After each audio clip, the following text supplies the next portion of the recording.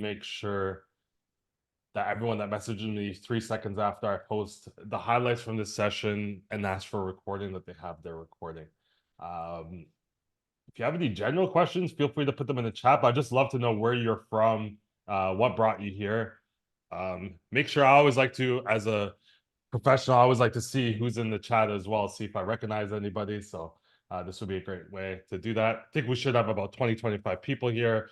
I'm going to go through this actually fairly quickly, to be quite honest. We might have some of my friends, Ash and Janisha, stop in. Alicia, I know you very well. Trinidad, that's awesome. Ireland. Hey, Aletta, I do actually, I know you too. I recognize the name.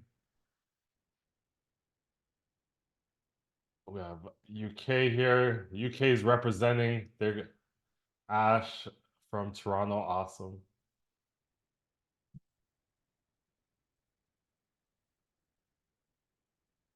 Stephen Scott, my favorite person from Calgary. 15 centimeters of snow again this weekend. That's crazy. We just got like a dusting, but we had this huge windstorm. I think if you're in the US too, you probably felt it as well. Nico from Sweden, awesome, awesome, awesome. So if you know me at all, you know I'm going to be pretty informal. This is just really the reason why I do this session. The reason why I'm doing this specific session is because the question I get asked about the most in my LinkedIn DMs is, how do I get a job in crypto? And I feel myself having to copy and paste responses all the time. Where I think if I just really gave you what I would do if I was starting in the industry from right now, not so much as, I don't want you to take this as a advice where I have to follow exactly what Steven Sargent says. I want you to kind of like train your brain as like, oh, I like what he said there. I'm going to do that same thing, but in my own way. Or, okay, now I see his thought process. I think that one of the most important things you can do is start understanding what people's thought processes are.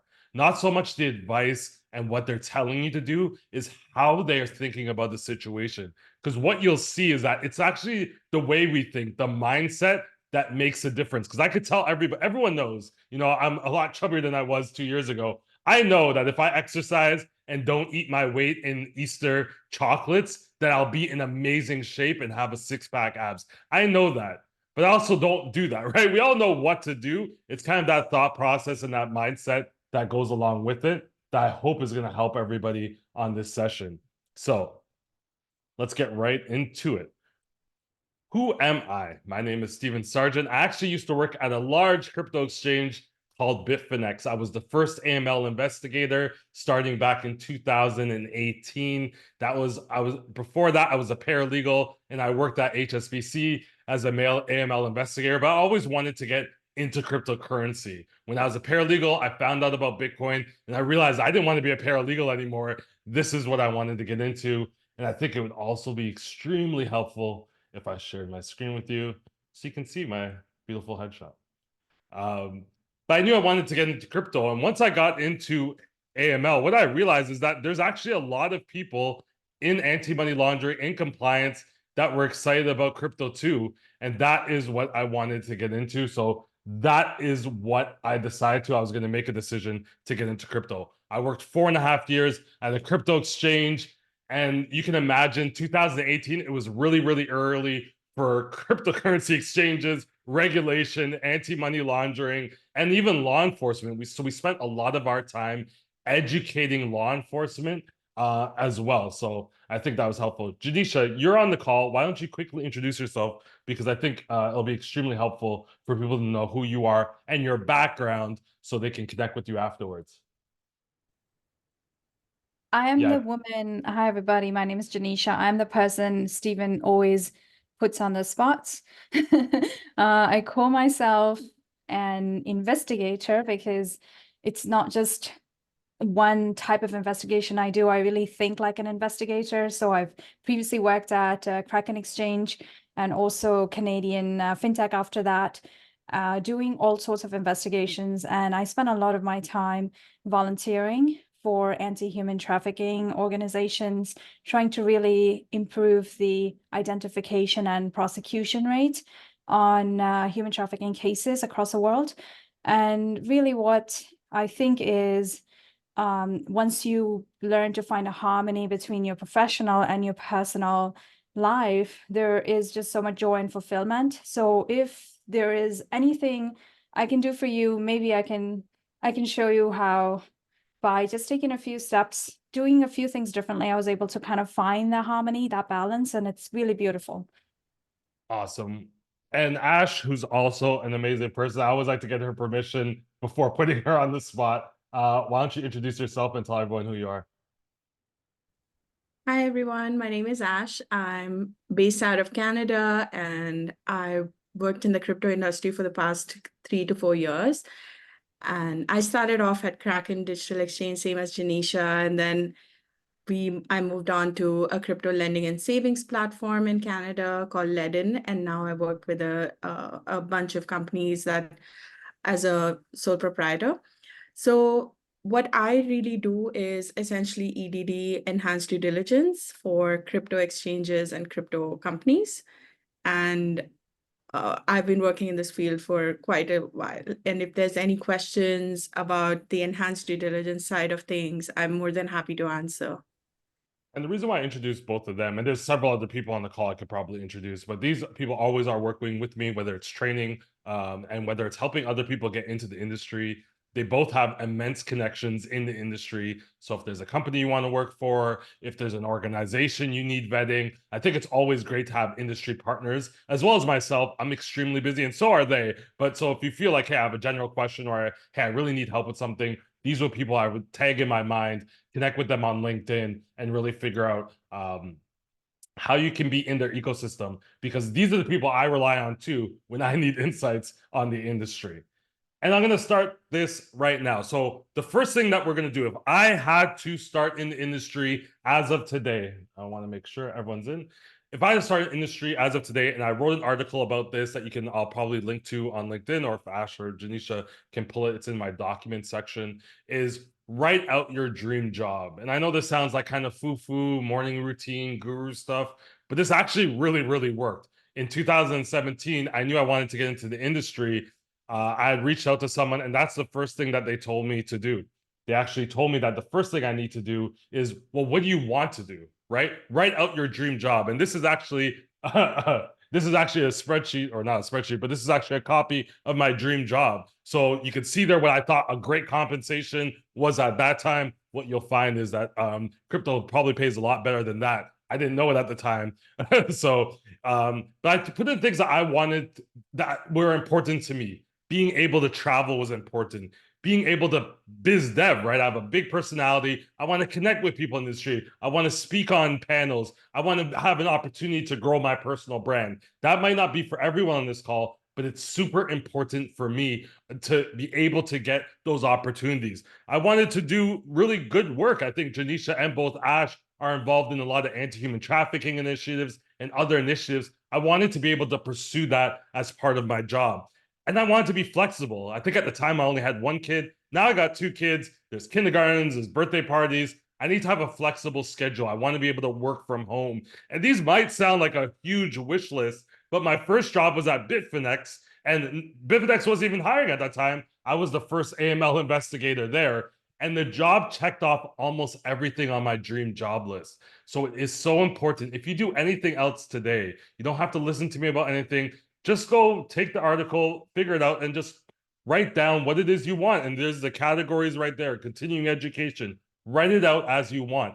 The reason why I like this is because when you go see a job description, you can look at the job description and you can look at the things you want. And then I suggest you only apply for the jobs that meet closely to what your dream job requirements are. I think a lot of people, and I know I've done this, we just try to get any job, right? Whether when I was becoming a paralegal, I was going law clerk, I was going legal assistant, and there's nothing wrong with those positions, but I went to school to become a paralegal. That's the job I wanted. And as soon as I got fired from Canadian Tire because I wasn't a good law clerk, and I set my sights on, I want to be a paralegal, those are only the jobs I'm applying for. Once I made that the decision, the paralegal positions started being attracted to me, started coming in for me. So I hope you can do something similar. Create that dream job, even if it sounds outrageous. I think even Ash and Janisha can look at this list and think about 2018, that a lot of the things I put on this list were laughable at that time, but they've become the industry standard now. Almost everyone works remotely. A lot is being invested in education, personal development. Depending on which exchange you work for, personal branding is probably is probably not going to be the one that's going to be a settler. The funniest thing for me, and I hope it will be helpful for you, I used to work for someone called Peter Warwick, who's the CCO of Bitfinex. At the time, I wanted more mentorship. You can see a little cut off there. That was the one thing I didn't get, to be quite honest. Peter never sat there, elbow to elbow, working with me on cases or training me directly. And that was the one thing I thought I wanted the most. Instead, I got someone that said, hey, Steven, you're available. I'm putting you in this situation. Hey, there's a presentation to do. Put together a presentation and you present on my behalf. He gave me actually opportunities to do so many different things that it was more valuable than the actual mentorship itself. So remember, things can change in that dream job list, and some things might not even be there that end up being even better than I could thought. Because of that, I was on working groups with Interpol and FinCEN and FATF and FinTrack, things I didn't even think I really wanted that I got to be a part of, which was absolutely amazing. So create that list. And the next thing you do after you create that list is start to narrow your focus. That dream job requirements is only going to apply to about 20% of the jobs available out there. And that's the reality. But that's okay. You want it to be niche down. You only want to apply for the certain jobs that either meet your dream job requirements or the skills that you already have. So if Ash is a really strong traditional EDD person, or Janisha's really strong at OSINT, with both of them are, when they're narrowing their focus, they're going to focus on exchanges or companies that really value those skills. And the hard part is for people to wrap their head around is, but well, Steven, there's not going to be that many jobs for OSINT or that many jobs for EDD. I'm just going to apply for all these other jobs. There won't be as many jobs for OSINT, I can guarantee you, and Janisha can probably second that. But the one or two jobs that there are for OSINT, Janisha is going to be a top candidate because she's focused. She's tailored her whole resume. She's tailored all her skill sets to that job. So she's going to beat out 99% of the people for that job because she's focused on it versus just applying to every other job. Janisha, do you want anything to add on that? Because you've been looking for jobs previously in specific roles. Is that ring true to you? I think you're gonna cover this later, I'm sure, but it's also not just a job then when you have this niche, when you're known for something in the industry, then you get other sorts of creative opportunities. Hey, teach this course.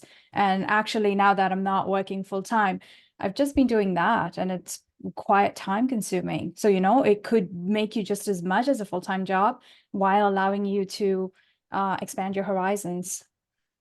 I think what's important, like if I'm looking for someone that's like investigative, field, former law enforcement, Steven Scott is going to be the person that comes to mind. What you realize is people are usually looking for specific skills at a specific time. So Steven Scott has created a brand of the things that he loves, that he's passionate about, that he's obviously really good at. So if anyone's thinking like, who's going to be a speaker that's former law enforcement about investigations, his name's probably going to come up more than my name would come up, or Janisha or Ash. Whereas if it was about EDD, Ash's name will come up more than maybe other people's. So figure out what your skill sets are and really like niche down, and not just about applying for jobs. When it comes to personal branding, it doesn't hurt to be the KYC person in crypto. It doesn't hurt to be the transaction or trade surveillance monitoring person in crypto. In fact, if you think of those two things, I don't think any of you can name who that person is, because there's no one really promoting themselves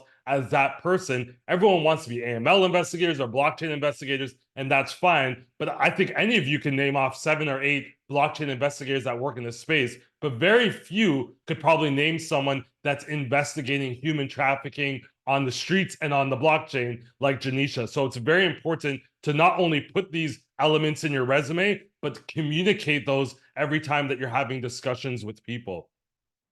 And then once you narrow your focus, it's super easy. You're going to have a list of companies that really portray these things. And you might have to spend a little bit of time doing research on these companies, but you'll have a short list of companies that really value certain things. I know Kraken really values security, so much so that they don't even want their employees or contractors to place that they work at Kraken on their LinkedIn profile. So if I'm very security focused, if I'm an OPSEC enthusiast, I know exactly where I'm going to go to try and apply. I know exactly who's going to make my short list. More importantly, I can now connect with all the people that have similar roles of the job that I'm trying to get, or are just, working on very similar things. And then I just make a list of all those top perspectives and companies and people, and I slowly try to reach out and connect with them. But I'm not rushing. I think what a lot of people do is they see a job. Let's just say I still worked at Bitfinex. They see a job at Bitfinex. The first thing anyone's going to do is message me and say, hey, Steven, just connecting. They pretend to just be connecting. Meanwhile, I'm getting 100 messages from people. All of them I know are looking for the job at Bitfinex. So you're going to get lost in the crowd. But if you figured out that Bitfinex was the place you wanted to work 2 months ago, and you started creating connections there, and you started reading any, reports or any initiatives coming out of there, by the time you're interacting with these other people, it's super easy. They know that you're not going for a job. They know you're connecting. And trust me when I say, when you start reaching out to people because of a job, you're not the only one reaching out to them. So even if you're super smart, even if you're super engaging, you're going to get lost in the crowd because the person is tired of people reaching out to them. Now, super plug here, guys. I am a certified chain analysis trainer. I offer this chain analysis cryptocurrency fundamentals course, as well as the CRC course. So obviously, I'm going to be very, very biased to this course. But the reason why I'm biased and the reason why I wanted to teach these courses is because these were the only courses that allowed you to use the blockchain investigation tools that you needed in order to get in the industry. One thing I saw when I posted a job maybe 2 weeks ago, the incoming applications, about 60% of people did not have any crypto certifications. So automatically, anyone with no crypto certifications or crypto compliance certifications are going to go to the bottom of the list versus someone that spent the money to educate themselves on the fundamentals. Now, there's a ton of courses. Obviously, our courses are coming up in a couple of weeks, but you need to have some sort of certification if you're looking to get in the industry. And not just any 20-minute, and I'm not knocking these courses, but Coursera or those get the courses that you see, the people that you've already narrowed down that you want to be like, get the courses that they have. I always say start with the CBP, which is the Certified Bitcoin Professional course, or the CCFC, which is this course right here. Work your way up to the CRC, and then in that list of companies that you've narrowed down, figure out what courses do the people working there have. Because then you'll be able to tell what blockchain analytics company or what trade surveillance tools that they're using, and then you just get the same certifications. If you want a job there, get similar certifications. My suggestion is always go chain analysis first, then I would look and see who's the second probably biggest blockchain analytics company when it comes to education. That could either be TRM Labs, but more importantly, I would prioritize instructor-led courses. And I'll go with the expensive part second, but instructor-led courses. The reason why I met Peter Warwick and got a job with him is because I took an expensive course that was way more expensive than ACAMS, which is the AML compliance course. And I got to sit side by side with Peter for 6 weeks, and we established somewhat of a, I wouldn't say friendship, but at least a student, teacher, professional understanding that he knew who I even was and who he connected with me on LinkedIn. So I think it's important. Instructor-led courses. Ash helps me on my courses as well. She'll tell you that the connections, the networking, the people that actually, Ash, why don't you tell them your experience with the people in the course? It was really amazing. To be honest, I got to meet people from different law enforcements all over the world, people that are such strong connections for me right now, where I can reach out to them about jobs, about different courses that they've taken.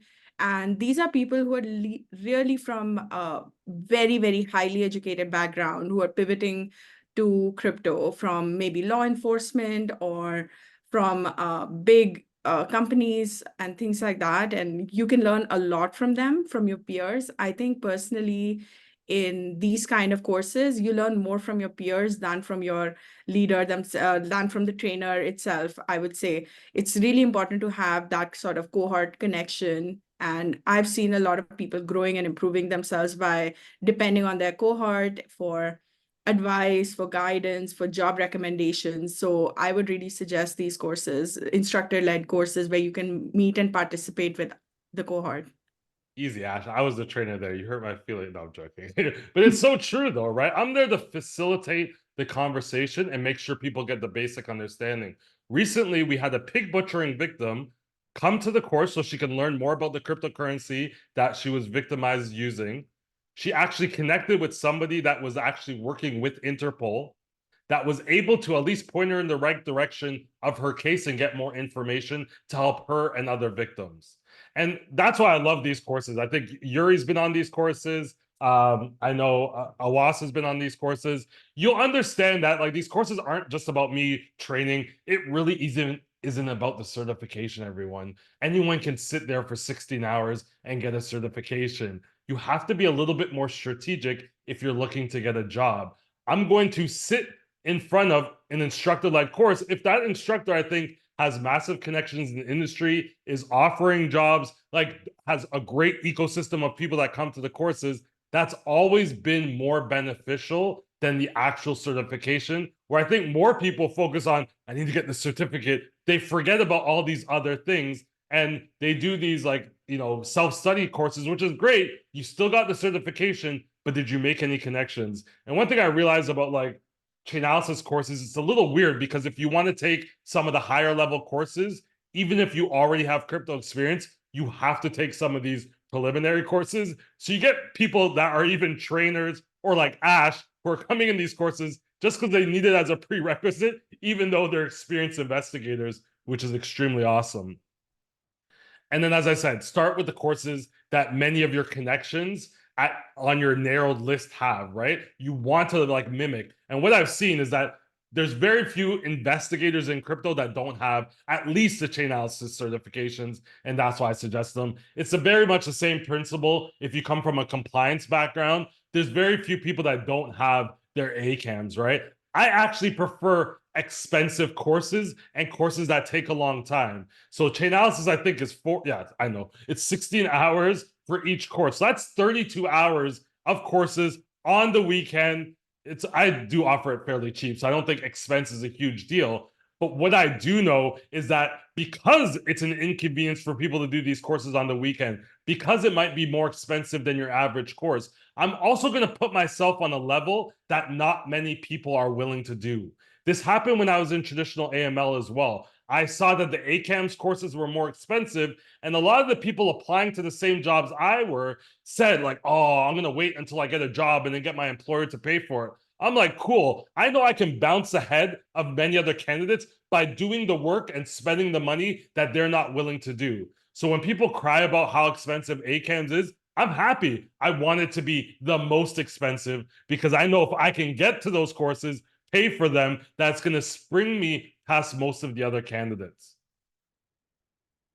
The next thing that you have to do is similar to this course here, is find ways to engage the community. So that means if you're not working, or even if you are working, you should be attending every webinar, every event. And you're saying, well, Steven, there's an event every day, there's a webinar every day. But remember, you have a narrowed down list now. You're not just applying for any job. There's about 5 or 10 companies. There's about 10 to 20 people that you really want to establish a connection with or work with. So now you're just going to those events that are connected with those people. And remember, going to the event is just the cherry on top. What you're strategically trying to do is establish connections, which means asking really intelligent questions because you've actually been listening to the webinar, not eating lunch in the background or playing with your kids. You're sitting there listening to the webinar, getting key insights and key takeaways so you can go back afterwards, connect with the speaker, and ask an intelligent follow-up question or an intelligent initial question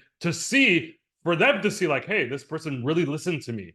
Trust me, anyone that's speaking on a panel, writing an article, writing a book, the only thing that matters most to that person and will skyrocket you past anyone else in their DMs is the fact that you've actually taken the time to consume what they've put out there for you and that you have intelligent questions to ask them. And the only way you can ask an intelligent question is that if you consume the information. And that's what they're testing you on too. So if you reach out to me and say, hey, what course should I take in cryptocurrency and compliance? I already know you have consumed none of my content. You haven't gone to my YouTube. You've consumed zero content. You're looking for an easy answer. You go right down at the bottom of the list. You're probably just going to get a link to this webinar and to tell you like, hey, go read it here. And the majority of people won't even do that because they want the easy answer. They don't want to put in work.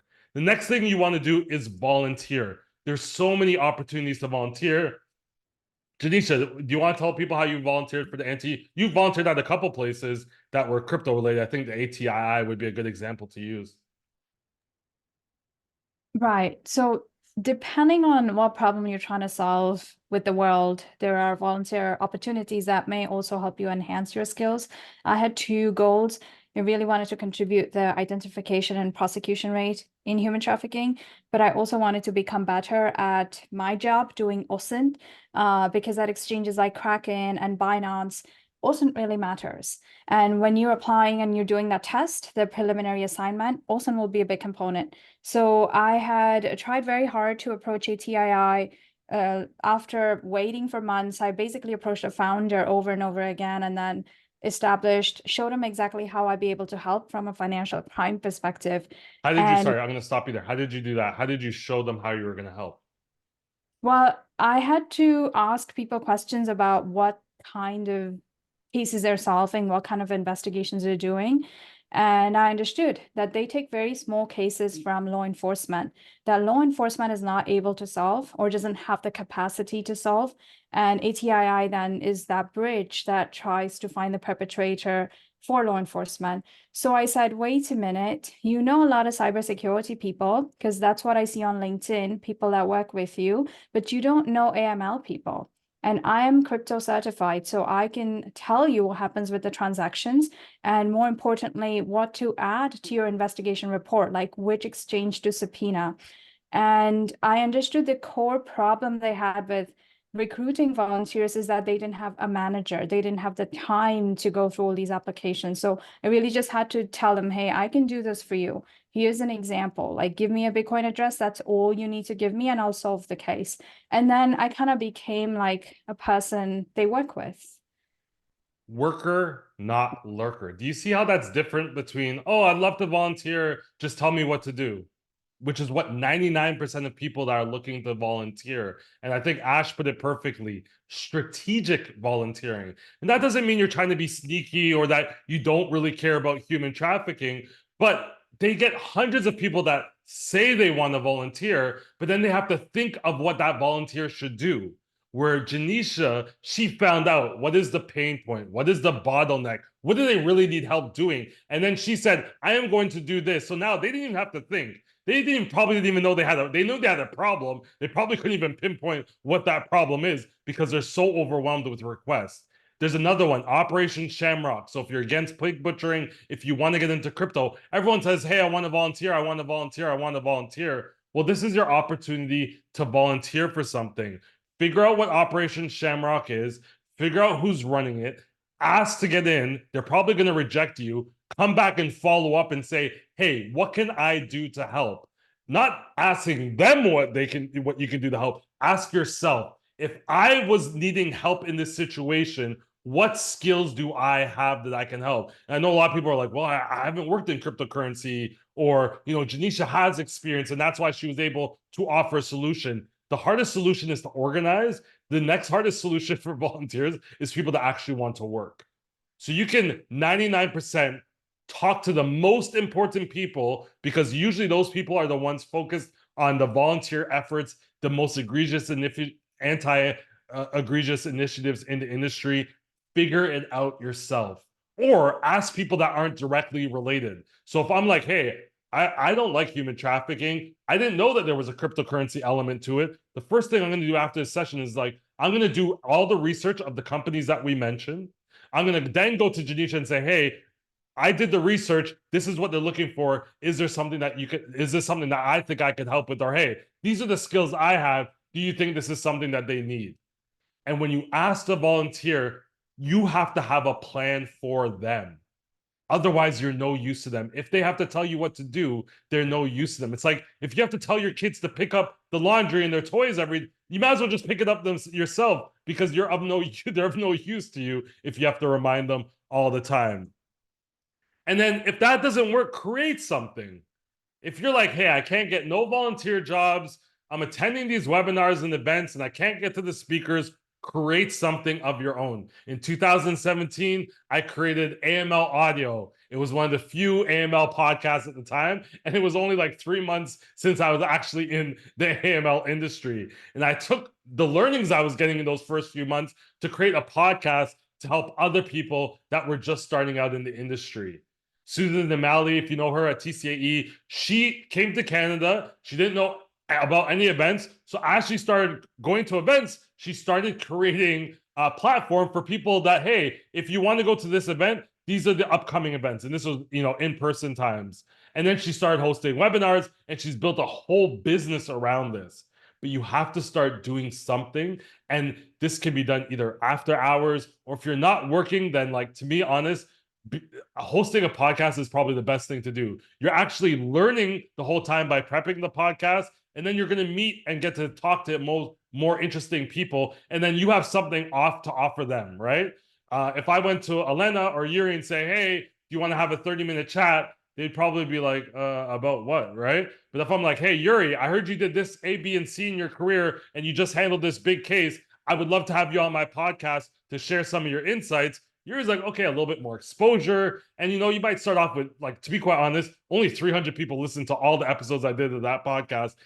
Like, biology-wise, it was probably the worst, the worst investment into time. But that podcast allowed me to talk to some of the biggest people in the industry, because there weren't a lot of podcasts back then. And there's still not a lot of great AML podcasts, to be quite honest. I'm sure there's a lot more, to be quite honest. And that leads us to creating content. You should be, the reason why I got the job at Bitfinex is because almost every day I'd be posting on LinkedIn about crypto and AML, crypto and compliance. And trust me, if you're in crypto, there's something going on every single day, whether it's regulatory, whether it's policy, whether it's crime, terrorism, sanctions. There is no shortage of information that you can post about. And I don't mean share an article. You're not the news. Nobody's coming to you for the news. You might share an article and add in your thoughts, or ask questions like, hey, everyone, I thought sanctions evasions couldn't be done using crypto. These are the reasons why. What are your thoughts? And you're probably not going to get very many views, but that's okay, because the winners are seeing you and saying, hey, that person's showing up every single day, trying their hardest to educate the industry, trying their hardest to learn. That is someone I want to be around. That is someone I want working for me. And that's what people don't realize. They think because they don't get the views and, they're not Anna Stiliano that's getting 150 likes every time she posts something. It's really not the views that mean anything. I showed a video the other day. It was a video I sent to Chainalysis. 3 people saw it. It landed me my biggest client ever when I started out my business. It doesn't matter how many people see it. It matters that you are putting in the work. It matters that you are putting in the extra effort. That's what people are looking for when they're hiring. They're looking for someone that's going to go above and beyond, and that's engaged in the community. But obviously, be strategic. If I'm doing a podcast right now, I'm trying to get in the industry, I'm doing a podcast right now, I have a list of 10 companies. I have a list of 20 people that I'm trying to get into their ecosystem. Well, you guys know who the first 20 people I'm going to invite on my podcast are going to be, right? And there might be a lot of approval processes. That's okay. But inviting those people to be on your podcast to talk, and you can create fun ways, right? It could be both of you eating cereal on a Zoom call, talking about your careers. It doesn't have to be like all these polished podcasts that you see other companies, including myself, produce. It can just be something fun that would be interesting to you. And the last thing, and the thing that obviously, this is the thing that I tell Ash and Janisha every single day of their lives: create a presentation. Everyone on this call should have a presentation that if tomorrow at an ACAMS conference or any conference that you're kind of specialized in, they're like, hey, Stephen, we just lost our best speaker. They can't fly in. It's too windy. It's snow in Toronto. Do you know another speaker that can speak on ABC XYZ?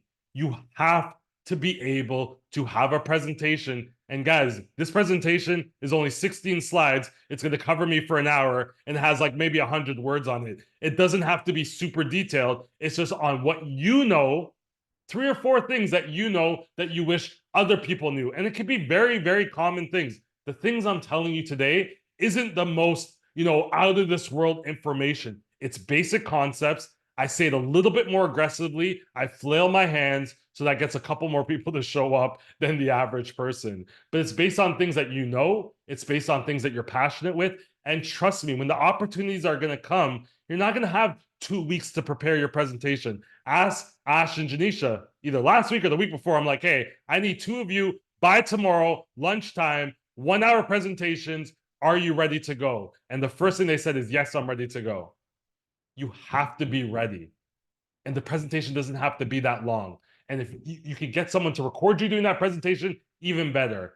And then you can use that presentation to reach out to those 20 companies like, hey, I would love to present to your crypto exchange about ABC, about what I learned in the traditional aspect, or what I've learned about sanctions, or what I've learned about real world asset tokenization. Or you reach out to ACAMS and say, hey, I see that you don't have very many women speakers on this subject. I'm a woman speaker that has a presentation. I would love to either present or be on a panel with somebody else. Strategic. I think the common theme here and what Ash is saying and what Janisha is saying, everything is strategic. Not in a, slick back hair, used car salesman way, but what's the point of putting all this energy in if you really don't know the result that you want? My result was the dream job requirement. This is what I want in a job, so I'm very strategic in everything I do. And what you're going to realize, and Ash will attest to it, one thing turns into another, turns into another, turns into another, right? Janisha probably started with a couple pieces of paperwork, a little, 5-minute panel here and there, and now she's presenting all over North America about being boots on the ground when it comes to human trafficking. And now she's building on that presentation. That presentation today looks different than that presentation did 2 years ago or 3 years ago. And what you'll realize is a lot of these people that you're paying a lot of money at conferences to go see their presentations, they're not doing anything special. These presentations aren't new information that nobody knows about. They just did a good amount of research. They used their own personal experience. They added their little zing or hot sauce or swag to it. And then they get on stage. And then they use the opportunity on stage to connect with other speakers, to look at what other people presentations are, to expand on certain topics. And now they have these master presentations with like 10 speaking engagements, all based on this little presentation. This is what I did 4 years ago. I did a presentation about Crypto 101. I finished 10 minutes before the actual presentation. And that presentation I now get paid for to do for companies, law enforcement, all around the world. So it doesn't have to be extremely well thought out, and you can build on that. Anything to add, Janisha and Ash? Because I think both of you have kind of lived this life. I was just gonna go ahead, Ash. No, I just wanted to say I've gotten most of my work opportunities through the volunteering that I've done. And that's got me connections, that got me the opportunity. Sometimes these jobs aren't even listed anywhere out there. And you get it through your connections that there are connections that are super helpful. Steven is also a recruiter sometimes, and you connect with him, volunteer with him. I would suggest everyone to do so, everyone to find people like that and find connections like that, because some job opportunities are not listed. Go ahead, Janisha. Fascinating. I was gonna say it's so cool that when you speak on a new platform, you're introduced as a subject matter expert. I remember the second presentation I did at ACFCS on multiverse. I am not a subject matter expert, and no one is. I just spent a lot of time for that presentation researching games online and like just presented that. And that's what it takes, I think, just a lot of interest and time invested. Oh, sorry, Josh. I was sending you a message that we'll take questions in about 20 minutes. So I just want to make sure to get through this. So I will get to your question. Just remember it or type it in the chat and we'll get back to it. And I think Ash was one of the situations was, even when I'm not a recruiter, like I love recruiting just because I love helping people get in the industry. But there was a job that came up, a transaction monitoring. Most of you saw me post about it 2 weeks ago. What I do for those companies, I don't get any recruitment money. I don't get any kickback or compensation. What I do is I create a spreadsheet. If you fill out the form properly in the spreadsheet, and we're going to get to this, I put who I think is the best. at the top of the list with my own comments of my interactions with that person. This happens with me and Ash. I put Ash at the top of the list. I said, this is actually, I put Ash and Janisha at the top of the list. I said, this is what I think their strengths are. And that doesn't mean that one is better than the other. Some people are looking for onboarding and KYC. Some people are looking for OSINT and AML investigations. So I can have 6 people on the top of the list, but it's it's my comments that make the difference, right? I can say, and Awais was on one of those lists where I can say, hey, I know Awais, he came to my class, I met him in Dubai. He has a really great personality. He's assertive. He asks great questions, and he's just very humble about his approach, which is what a lot of companies, to be in fact, are looking for. I'm going to go through the 3 A's for success, and this is actually from one of my earlier master classes. If you've ever been to one of my sessions, approach.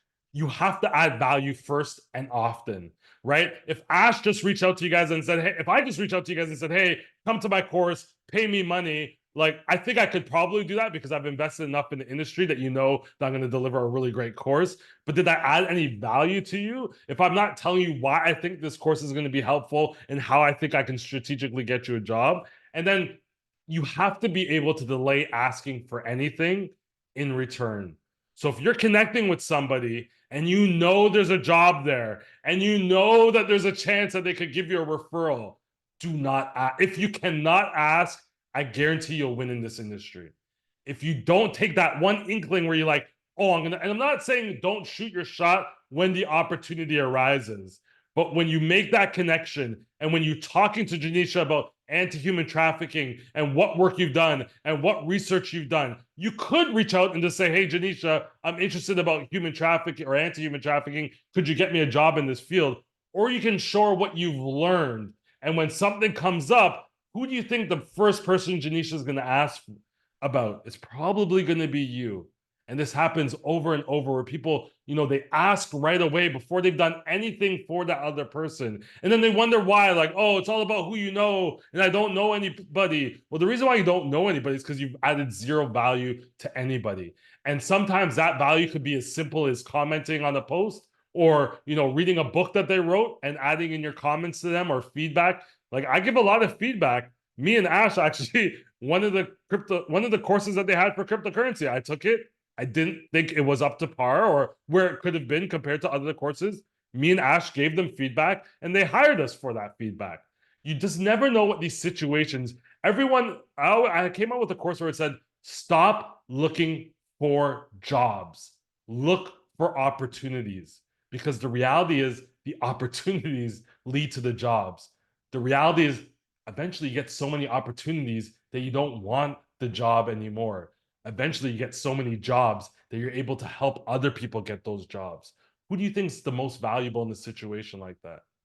You want to get to the point where you add so much value that jobs are coming that you probably could take, but you're able to put Elena or Shyamel or Nadenza onto that job. That makes you even more valuable. Because what happens is that people start coming to you for everything, and you start to learn what businesses or what ways you can make money so that you don't even have to take the job, but you can make money off of the opportunity that you've created. Whereas I think everyone looks for the job. So when they see me post about this specific webinar where I know a hiring manager that's looking for a job that's probably going to watch this video, seeing who's on the call, seeing who can add value to their company, people aren't still going to come to this webinar.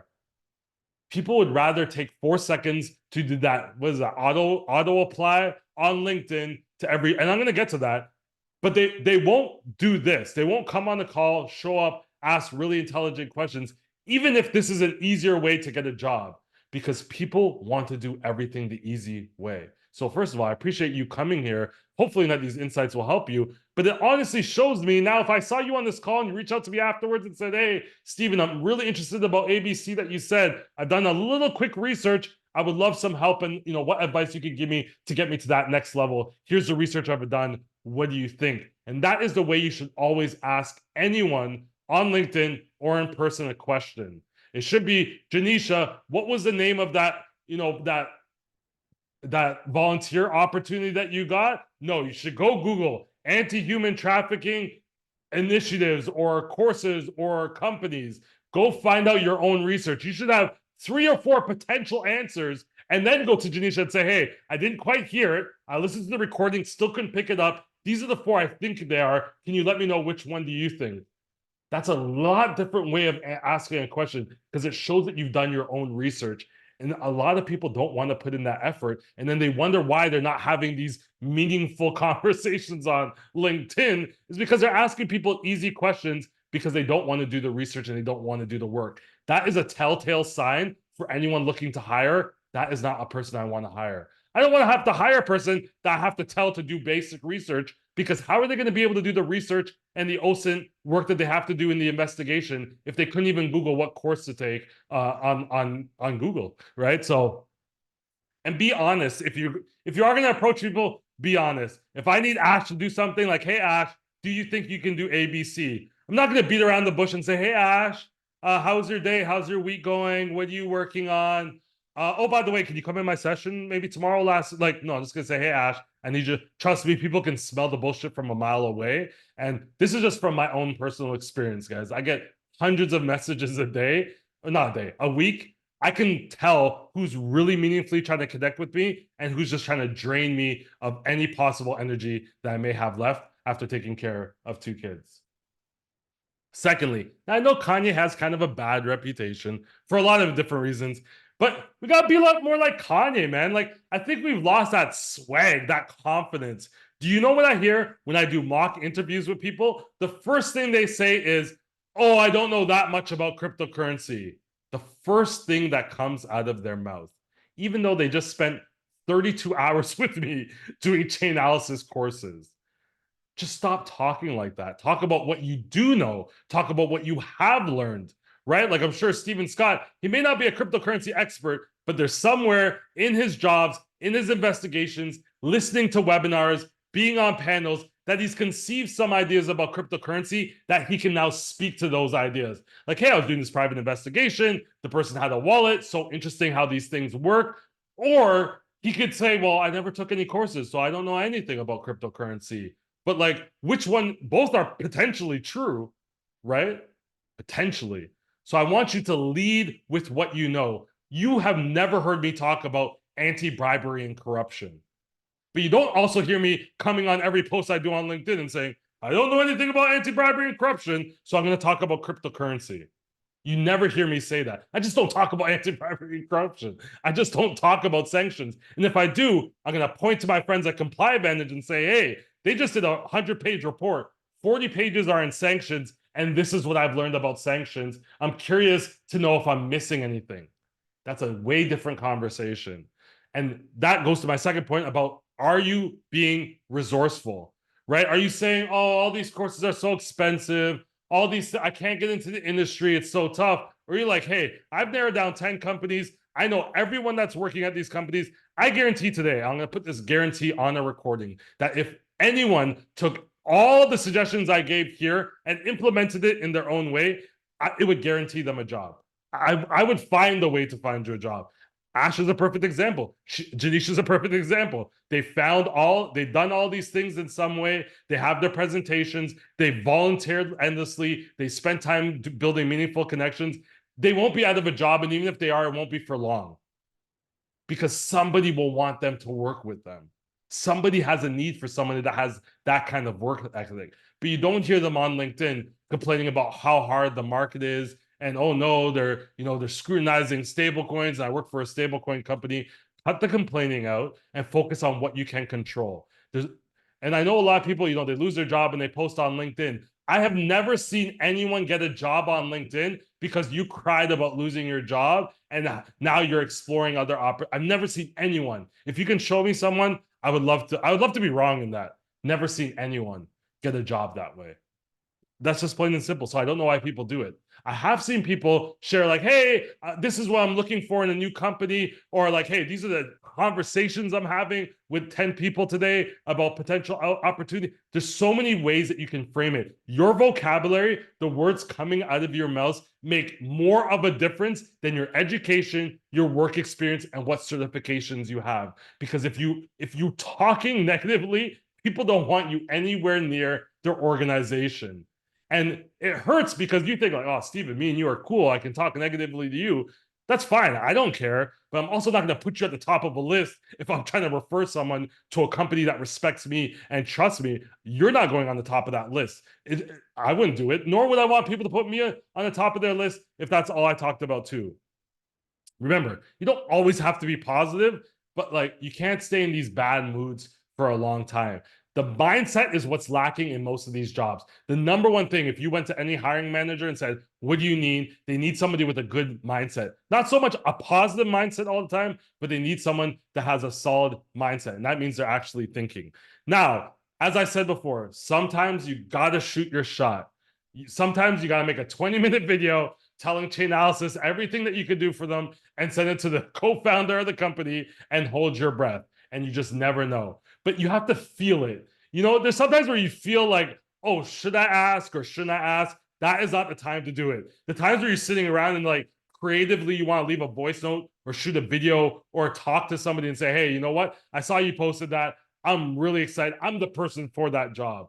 And this strategy is not going to work a lot. It probably will work 5% of the times. Trust me, if I show you my YouTube and I go to unlisted, you're going to see a lot of videos that people laughed at, that people told me to remove from YouTube. It's okay. The rejection is part of the process. It's actually the funnest part of the process, because if you're doing it because you want to, it's fun for you, right? It was fun for me to look back at that 20-minute video I sent Chainalysis and wonder, like, who is that person? What right did he have to say an $8.9 billion company and the missing puzzle piece was him? Hey, sometimes you got to bring it back to my last point. You got to have a little bit of Kanye in you. You got to be, if you're going to shoot your shot, it's got to be with all the swag in the world. You can't be hesitant about it. Rejection is a good thing. I love to get rejected. I love when I reach out to event organizers and they laugh at the thought of me being on stage. It's okay for me. I'm going to reach out to them 7 more times before that event happens. And you just never know, right? Someone drops out or someone's like, hey, like we actually do need a speaker on this subject. You never know. So it doesn't hurt to follow up. Obviously, you don't want to be a pain in the ass, but you also want to show like, hey, like I'm not just reaching out to you like everybody else. I'm going to follow up. Or, hey, I just read this new article from you. I want to share my thoughts with you on this new article. And that's a follow-up from last one. Have a reason to follow up with them. Not just, hey, I'm checking in. Do you have any jobs for me today? Which is what 90% of you, not you, but people do. And as I said, do more research so your questions are more well received. You know, that old adage of there's no such thing as a stupid question doesn't hold true when you're networking with people. There are tons of stupid questions, and they're not stupid because the question doesn't make sense. They're stupid because you could have figured out the answer yourself. When you're asking a question, whether it's in an interview when they're like, hey guys, do you have any questions? You want to ask a question you already have the answer for. So when I'm asking Janisha, I'm saying, hey, these are the potential programs I think you're talking about. But hey, even if you weren't, this is what I've learned. Or have you heard about this program? And Janisha might be like, oh, I haven't heard about that program. I'd love to know more. Do you want to jump on a call? That looks different than just asking Janisha, what was the company that you said, or what was the organization you said? Anything else to add here, folks, before we get into Ash, Janisha? I want to talk about one thing you mentioned. Read, if suppose somebody's publishing articles and you want to work with them, read them, know their work. And I can think of an example. I volunteered with Tamiya Nagy, the survivor. And there were so many friends of mine who reached out on LinkedIn asking for tips, like, how can I even get her attention? And I'm like, yeah, but think from her perspective. She had 300 messages coming in her LinkedIn inbox every day. So the way I was able to work with her is by reading her book, by really understanding her story and telling her, you know, suggesting solutions to her. And I said, here's how I would go about implementing it in 3 months. And yeah, and I think all of that time pays off when you really know exactly what you want to do. And it collapses over time. You don't have to do that same research when you're researching other people, because now you have so much wealth of information that it's not only reading a book, it's listening to the song that she did, it's watching the movie that she was like. You don't know, just the fact that you know those 3 things about her is enough to get her attention, I think, because most people don't even spend that amount of time. They see her on stage and like, oh, I want to be a part of this, and they just reach out to her blindly. Awesome. Now I'm going to get into the fact of why most people aren't getting jobs. And I think this is extremely important. And I say this, and as I said in the messages before this, I may not be the most, gentle person when giving advice or suggestions, but I think I'm the most truthful person when giving advice. I don't know why more hiring managers and recruiters don't give this information. I'm assuming it's because they don't want to erode the relationships with their clients that they're hiring for. But the reason why you're not getting a job, your resume, you're putting all the information that I think is important to why you want a job at the bottom. So you're applying for a crypto job, you have no crypto experience, but then your certifications on crypto are on like page 2. Like, ain't nobody reading to page 2 to figure out that you might be someone. You have to have like either a qualification list or highlights. You have to put smack dab everything to do with the job you're applying for, whether that's attending a webinar or reading a book. Who cares? Anything that had to do, whether like you heard the word cryptocurrency when you're doing a traditional investigation, like anything that has a connection point, you have to put that at the top of your resume. And your LinkedIn profile is terrible. The majority of people have bad pictures, so fuzzy pictures, blurry pictures, you with like 18 people in the background at the wedding. It's not a nice, crisp picture, and I don't want to hear about it's expensive. You can go to these places in the mall, just sit there through an hour presentation. You get a $25 digital pic, a headshot, or there's a lot of events you can go to and get them for free.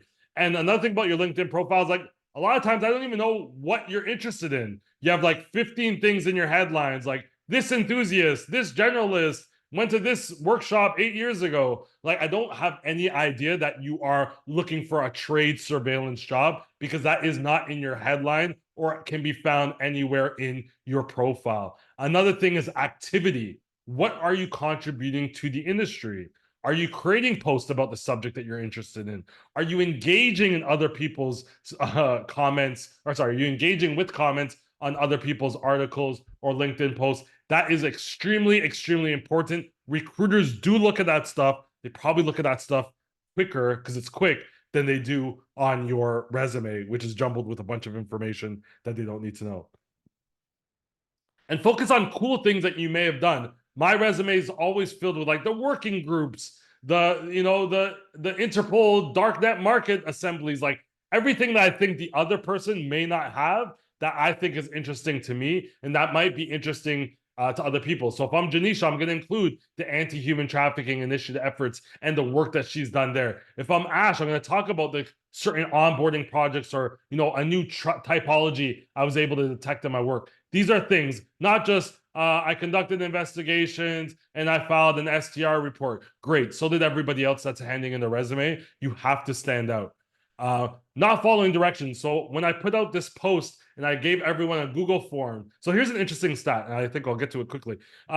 70 people reached out to me when I put out there was a job that I didn't say who the company was, but I said, hey, DM me. And I just sent an immediate message to everyone that connected with me that day. And I said, here's the Google form, go fill it out. In the comments, let me know out of 60 people that I sent that exact same form to, how many people do you think actually filled out the form? I'm curious to what you think. How many people do you think filled out the form? People that were reaching out to me only for that job. Feel free to put it in the chat. How many people do you think filled out that form to actually get them a job? I love this, 60. Hey, you guys are not very optimistic. There's actually 20, which is a lot more, but it's funny that you think that not a lot of people filled out form, maybe because I'm creating the dramatics around it. But that's the joke. So when you see job descriptions and there's 100 applicants, please don't get worried, because the second those people saw that they had to think in that Google form, they're like, no, this is not the job for me. I'll just go to apply for it. I'll just go lie. I'll just go apply for it on LinkedIn easily by clicking one button. But to fill out that form where they actually had to think of like, which company do you think that is? Well, when the hiring manager and the recruiter are looking through this form, these are the things that they're looking for. Who actually follow the directions? So who put an actual Google Drive with their resume? The people that put like in the miscellaneous section, put attention to detail, super diligent, but they didn't even add in their resume. So like, it's funny that people use certain words and say certain things, but they don't follow directions. That Google form, by taking the extra 20 minutes to make sure that your Google form was right, would have put you on the top of a short list of people, versus when they post that job now, and I think the last time I saw it, there was 200 applicants for that job. So As I said, there's a way to get shortlisted and stand out, or you can go the way that everyone else goes, is go apply with those 200 other people and then see how well you stand out. And not thinking outside the box. Not one person did anything outside of what they were told to do. And I'm not saying this is mandatory, but if you give me a space to upload a Google Drive, you or any kind of information, you best believe I'm doing a YouTube video about why I am the best candidate, showing you how I do blockchain investigations. And even if you don't have access to tools, there's ways you can show people. I did a YouTube video on that. You best believe I'm putting in something. If they say write, I'm doing a video. If they say do a video, I'm showing up in person. I don't care. Show me what the minimum is, and I'm going to do the next step above because I know I'm the only person. Will they laugh and think, hey, this is stupid? Maybe, but I know they're going to remember my name. I know they're going to remember, like, hey, that guy that kind of did that silly Billy video, like, he showed us how to do an investigation, whereas the rest of people just wrote about what they did in their past job. So think about what is the minimum that they're asking you for, and can you do something above that minimum to stand out? Does it work 99% of the time? Of course not. Are you going to look stupid 90% of the time?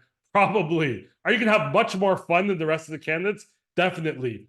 If there's a chance that that company, because you made a short list, believe in the same ethos about going above and beyond that you do, that you are now the only candidate you're considering, all you need is 1% chance of that happening. Because at that 1% chance, there's no other candidates. There is nobody you're competing with because you're the only person that did that. And I guarantee it works some of the time. And when it works, it's so easy. You're like, oh, this was super easy. Like you're getting rejected anyway, going through the traditional application process. You might as well make a sport out of it. Everything's a test. Every single thing. This webinar is a test. I'm seeing who's coming on video, who's showing up strong, who's asking intelligent questions, who's going to take my advice and go out into the world and actually implement it. Everything is a test. People are constantly, as Ash and Janisha, constantly looking for good people. But when you show up off camera, you should be showing up to these webinars ready to go like it is a job interview. And that sounds exhausting. You'll get used to it. Show up with the lights. You see this. This is my standard setup. Whether I'm having a call with the library, at my son's school, or I'm doing a podcast, I'm going to make sure I have the best visuals. I'm going to make sure I have the best audio. I'm going to make sure they can hear me clearly, and I'm going to make sure I stand out. So that means if I'm going on a webinar where I can be on video and the person speaking has wrote a book, best believe that book is going to be on the background as big as possible. I best believe that I'm going to do something to stand out. And at first it sounds like, oh, this is a lot of work. Trust me, it gets easier and funner as you go along. And this is only if this is your kind of personality too. That might not be the way you approach life, and I completely understand it. But can you do something that you feel comfortable with? Can you do something in your way, right? Maybe that means writing a handwritten note to the speaker to say how much you enjoyed your session because you know you love calligraphy. Like, I don't know, is calligraphy still a thing, Janisha and Ash? I think so. You might be too young. You guys are too young for calligraphy? Oh man. I see Niu Long is laughing. Maybe we're of the age where there used to be like the calligraphy club in school. Like nobody remembers that. Oh man. And then what do you do when so I'm going to give you a quick example, and then we're going to go into the quick case study, which will be extremely quick, and then we'll get to your questions. One time I reached out to Dante Disparte, who's like VP strategy, chief strategy officer of Circle.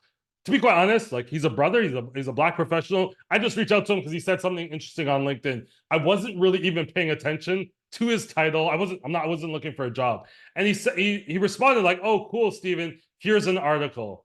And then like something triggered me like, this is a test. It may not be the biggest test, but this is a test. He gave me the article. Now, most people, they're going to say thank you.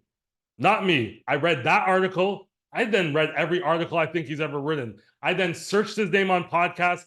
I listened to that person for the next 2 weeks in my ear, took quick notes about interesting things that they said on these podcasts, 8 hours worth of diligence, of just research. And I wasn't trying to get anywhere with him other than, shoot, like the chief strategy officer just sent me a message. Like he's actually sending me a message on LinkedIn. Like he should be too busy for that. And then the next time I reached out to him, I said, you know what? You said one, two, three, 4 points that I found very, very interesting. Like, it used to be in the Facebook Libra project. I'm like, oh, like, do you still believe in some of the things that you said then that kind of played out the way they do now? And now, me and Dante, I would like to consider as friends. Like, we jump on calls every now and then. And it's just like, oh, just because I took the extra time to research someone that I found interesting in the first place, how I was able to build that connection, I realized this is what I've done throughout my whole career, is like getting to know people a little bit better before I respond to them or before I even interact with them, getting to know what they care about.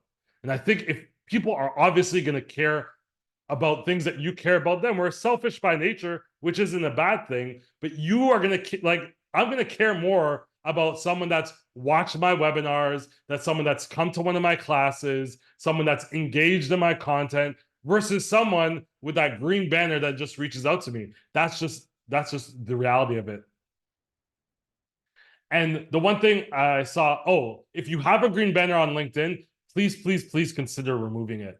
I have not seen one good thing happen from having the green banner. If anything, it does you a detriment. It shows that you're not willing to do some of these extra steps that I'm teaching you, and you're hoping that somebody will, I don't know why you put that green banner on. Recruiters don't use it any more than when you do have a green banner. You have no leverage, because if I have a green banner, I'm reaching out for a recruiter, they obviously know I'm looking for a job. So there goes that leverage. And then when I reach out to other people, they obviously know why I'm reaching out to them, because I want a job. So they don't want to talk to me anymore. There's no green banner has ever done anything good.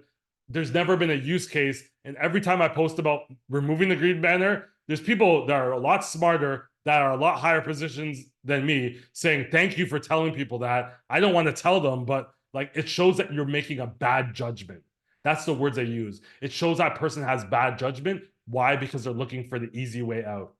And we've already went through this case study. That this is what I posted in my comments on one of the posts. I gave you a hint of who the company might be, and then I made you ask a question in the Google form, and I told you to reach out if you think you're the top candidate. So those are the observations I saw. Oh, what is that hiring manager looking for? Because they couldn't come today, they actually told me what they're looking for. They prioritize candidates with a solid grasp of crypto compliance. So there's a lot of like degens, hardcore crypto people, but it's tough to teach those people like critical thinking and compliance. So even if you have traditional compliance experience, that is more highly rated, I think, than somebody that just has engaged with a blockchain, although that's a really good job to do, like use a wallet. Also somebody that was a little bit of a nerd, right? They took all the free courses they could. They used all the free analysis tools. They networked and they consumed all the free content. Leadership qualities were crucial. I love what he said here. I no longer consider any role entry level due to the standards set by regulators. Everyone contributes. If there's an ethos that I believe in, if I'm going into an interview, I am going to say this line 100 times as a candidate, even if it's for like no experience. I think that line like shows that, oh, you know what you're talking about. The line that everyone uses is blockchain is the future. And that is probably the worst line to use, because it's a line that people use when they haven't done any research about the job, the industry. They just kind of use that as a blank, what is it, blank cover statement. Like they use that as like kind of like a blanket statement, and it's a telltale sign that you know nothing about the industry and you haven't bothered to look into it. But I think, I don't know, can I copy and paste? If I have to copy and paste this, like this is just that's just a beautiful line. I think if you study that, if there's a way that that can inspire you, there's no such things as entry-level jobs. Because of the standard regulators set, everyone contributes. If you told that to me and I'm a hiring manager, like that stood out to me. That statement shows that you know the cost, you know the risks that we're facing. And then the last point he made is always be ready to learn, adapt, right? Crypto compliance, the things that you learned yesterday change tomorrow, right? Chain hopping turns into chain swapping, turns into using Tron. Like anyone that believes that the stuff that you learned 2 years ago is enough to get you through the industry is making an absolute mistake. Ash and Janisha, any finishing thoughts before we go into questions? Okay. One thing that came to mind when you talked about really high standards, do you remember, Stephen, large exchange was hiring and they're having people do very tough assignments? So Ash and I were really curious. We may or may not want to work at the exchange, but we want to know what it takes to get into it. So we actually applied and we did the assignment. And that is a great way to see what companies are expecting and also like how to apply your skills to the real world. So that's some experience too. I love that. Ash, any final thoughts before we jump into the... I completely agree with Janisha. And like, I would say, even if you're not looking for a job, keep applying and keep checking how good you are and what your standards, what the standards of the market is. Keep gauging yourself based on that and making sure you're always the top candidate at any given point. So keep applying, even if you don't need a job, keep seeing where you stand in the market. And like, hey, if you're not looking for a job, throw out some numbers that make people sick to their stomach a little. You just never know. I remember reaching out to Kraken's, like, I think they had like an NFT job, like when they were building out their NFT marketplace. I throw the number 250,000, which is I think at the time double than I was making at that time. Like, and the recruiter laughed, and now we're friends, and we always like have that joke about the time I asked for $250,000. But as I said, I think what a lot of people don't realize is, guys, I don't think we're having enough fun in life. Like, I think we do the things that we think people are like, oh, you have to be so prim and proper, and I have to wear a suit to do this webinar, and I have to have, these references and a sheet where resources. Like, that's what do you like when you're on Instagram? Is that the stuff you're looking for and consuming? Probably not. So that's probably not going to be the same things that hiring managers are consuming. So having a little bit of fun doesn't hurt anybody, right? Being a little eccentric, and plus, remember, you're carving out companies that will fit your personality too. So it's like, do I think I could go work at Coinbase? Like, probably not. Like, the fact that Bitfinex gave me a job is a little bit surprising. But like, I know, like, I don't think that Russie or these, super amazing think tanks are going to want me to be a keynote speaker at their event because of the way I talk. But I'm okay with that, right?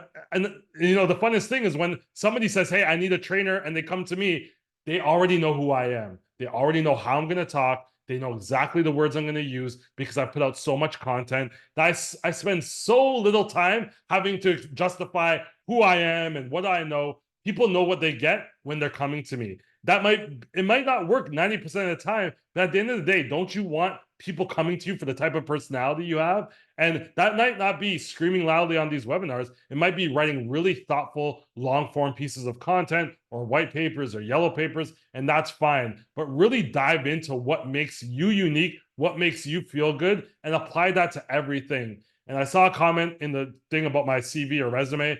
Guys, I don't even believe in a resume. The fact that I even have to submit a resume for anything makes me want to throw up in my mouth a little bit. I usually do video resumes. I have like a video template that I'll use, and I'll only do video resumes.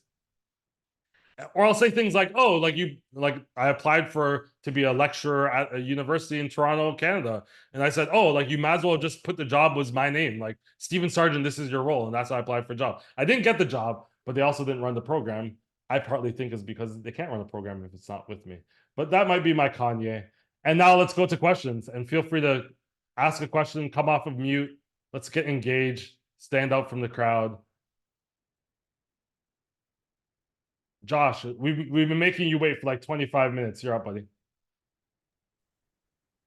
Yeah. Hey, Stephen. I don't think we've actually officially been able to meet. I need to reach out and whatnot, but yeah, just really quick. I worked at Chain for almost 2 years on their national security team, and yeah, initially had zero kind of like crypto experience in general. And I came from a sales background and was on their business development team. And then just kind of fell in love with investigations and whatnot. But really great advice just in general all around.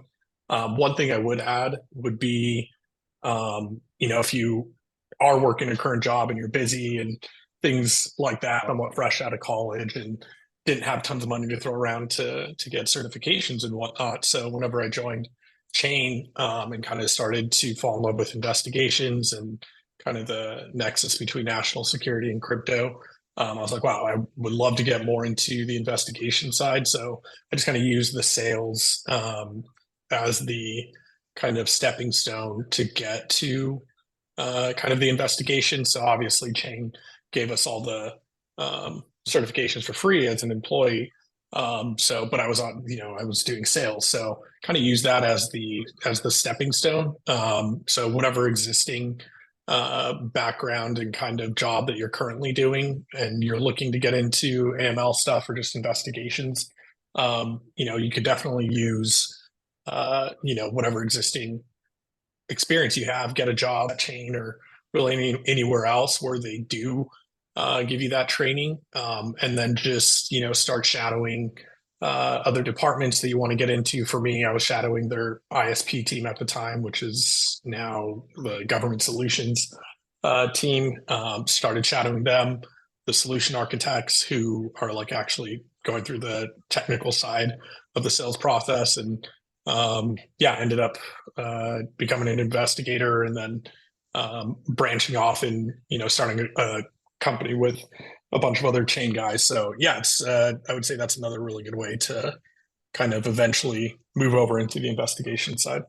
Awesome. Plug your company. Throw the link into your company if it's out of stealth. I'd love to know more. And yeah, we should definitely connect. Yeah, once you get into like Slack channels, like Chainalysis Slack channels, like I don't know, I'm the same way. Once you get into an organization, go do damage. Like there's people there, you have access to them. Nobody's ever asking them questions outside of their job. I think Ash and Janisha probably do really, really well at that. Just kind of like, hey, what's going on? What do you do? Kind of, caring about what other people are doing. I think we kind of lost that too.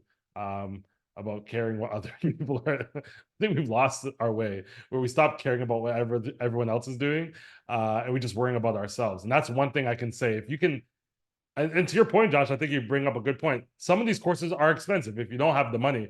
But I think you get to a point like Ash, I don't know, like when's the last time Ash has had to pay for a course? Probably never, because people want Ash to take their course to provide valuable feedback. So if you can get to a point where you're providing enough value, eventually people want you to take their courses, and people will eventually pay you to take their courses, or at least give you the courses for free because they want the value that you can give in return. So either you're paying with time, or the time it takes to create these relationships and add value, or money. You're paying with something. People think that money is the only kind of currency, whereas like, hey, if I spend 3-4 hours on LinkedIn, I could probably create more opportunities than going to work 3 or 4 hours at a job.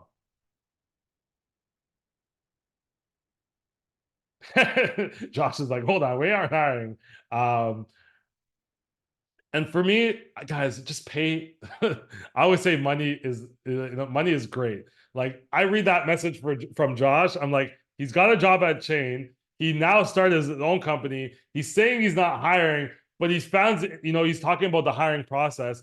I'm going to find 5 friends that are looking to get into industry. I'm going to pool $50 or $100 together, each person. That's $500. I'm going to go, hey, Josh, I would love to book you for an hour and a half to kind of take us through your journey and how to go through the hiring process. Here's $500 to do it. What's probably going to happen is Josh is not going to take your money. He's probably going to end up doing it for free. But because you organized yourself, because you did the research and explained this is exactly what I want to do, and because Josh is probably not offering this as another service, and he's like, hey, this is actually something I could do for money. I think that's very key. I would do that with Josh. I would do that with Janisha. I would do that with Ash, because I think those people have more connections than most people in industry. You could do it with me, but I charge $500 off the bat now. I would try to negotiate. And one other thing, Josh, that you probably add is simply just asking. When's the last time, if right now I just go, hey, ACAMS, like I would love a course for free. Like the worst that they can say is no.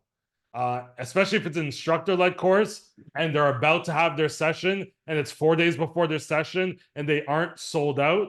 That would be a good time to ask if you can jump in their course for free, take notes, exchange time for value, because the chances of it happening are really great. I want to say, Caitlin, you have a question? Yes, hi. First of all, thank you so much for this presentation. It's been great. My question is, my background's primarily in the public sector, public service type of work. Do you have any advice for moving from the public sector to the private sector, because I'm finding that that's really hard to interpret my experience for the private sector and convincing the private sector that my skill set is transferable. Any advice on that? I love your question. Reach out to me afterwards on LinkedIn. I'm going to connect you to the hiring manager for this job, and not so much for this job, but because they came from the public sector as well. What's funny Okay. is in the sessions that we do for CCFC and CRC, I invited Carlos Moreira to come into sessions because he had the exact same thing. He was a public sector. I think law, they usually go military, law enforcement, and then they do some kind of cybercrime before they transition into crypto. And he gives really great advice during the sessions because he can do what I can't do. I can't say how you apply the things that you're learning there. So first thing I do is make that narrow list. Who are all the people that went from the public sector, especially in the agencies that you're from, that went into crypto? Because I would build my community around those people. You have the camaraderie of being part of the same agency, speaking the same language, and then that would broaden, right? Anyone from the public sector that went into crypto, anyone that, like that would be the way I would work it, is find that small community of people. And that's why you have to really narrow down, what do you want? What's the list that you can create? And then this is my advice for foreign professionals too. If you're going to a new country, find the people that look and took the same journey you did. Start with those people first, because they're going to be able to connect you with broader networks anyway. So I think that would be the first thing is reach out to Carlos. I'll reach out to the other person that I connect you with. Come to the CCFC if you can. It's always great to come to those courses. And that's really what it is. It's really just networking opportunities. We are thinking about doing a course strictly for the transition from public sector, because this is the question I get the most. I can't help anybody, but I can facilitate the people that could help and kind of lead that conversation. Thank you so much. And Sam O'Reilly seems to know Carlos, so maybe you can start with Sam and work your way backwards. Awesome, Maddie. Hey guys, how you doing? Thank you. This is honestly, I've been listening to a lot too. So long story short, I started in the Silk Road 2011. I built my first Bitcoin POS system for local businesses in 2012. Fast forwarded to creating blockchains and IPOs throughout the years. I was a co-founder for Wallet Finance, which I don't know, a lot of people don't know, which was the second most used Binance Smart Chain DEX in 2021. We got up to $3 billion in total daily trading volume within 6 months. It was before the days of contracts when everyone was just kind of meeting everyone online and putting together fast projects together. So the lead dev ended up stealing the project from everyone. He's currently in the FBI. Sounds like in the process. Yeah, back in the Wild Wild West days, which is still in the Wild Wild West days. But since then, I took from everything I knew from creating crypto transactions, and I'm now the crypto realtor with the most sales in the country of helping people sell their crypto for real estate. So I have the most direct buyer to seller wallet crypto sales. Like, we don't sell the crypto, we don't use banks involved. It's strictly directly buyer to seller wallet transactions. And from there, I've spoken, I don't know, publicly 26 times now. I have a few global positions, and I'm saying all this because I'm trying to find, I've been doing all Sounds like this, you're trying to teach all the this course next time consulting it side comes jobs. around. No, dude, that's honestly what I do. So I actually wrote the only federal licensed course right now for real estate agents for the NAR, and it's the only federally licensed crypto course to teach on how to create transactions. Awesome. And I am a partner with the FBBA, so it's Florida Business Blockchain Association. We are the government's go-to for writing legislation for the state. And right now we are currently writing legal law for to allow banks to be able to accept Bitcoin as mortgage payments, legally, instead of using all of these different kind of mortgage companies that are out there right now. But it's hard having all of these random jobs and nothing that's, because it's been so long and there's nothing that's set in stone. Like, if you look up Walt Finance right now, you can't find anything online about it, so no one can really see that I've created a $1 billion product. I have things like I've been on CNBC Squawk Box once, like I have like little random I've been on Fortune and Bloomberg magazines. I have things that I can show, but it's so hard finding right now I don't know why, finding a real job. And I guess the real question is like, I don't know how to set up my LinkedIn to specify what exactly I'm qualified for, because I can almost do it all, from setting up the entire company from ground, growing $1 billion product, breaking world records in real estate, but they're all such random things that it's hard to pick one direction and to have a company look at you and say, oh, this is the one thing you're good at, because it's so across the board, you My know. And advice, it's just, I think sorry to that's cut kind you of off. where I was looking for is, no, yeah, go ahead. I'm not gonna have great advice for you. I'm gonna go back to like you need to create the position you want. I think what a lot of people do is like they're confused like you, like I do all these different things, but you're never gonna go on LinkedIn and find a job that says, hey, we want someone that set up this, created this, probably was part of sketch ICOs back then, but understand the infrastructure. I would start with the dream job requirements. What is it that you want to do? Yeah. You have to start Yeah. there. And then if you start there and you come up with that dream job requirements list, reach out to me. Me and Ash will sit down with you for 20 minutes and just give you all of our thoughts on what we think we can help you with.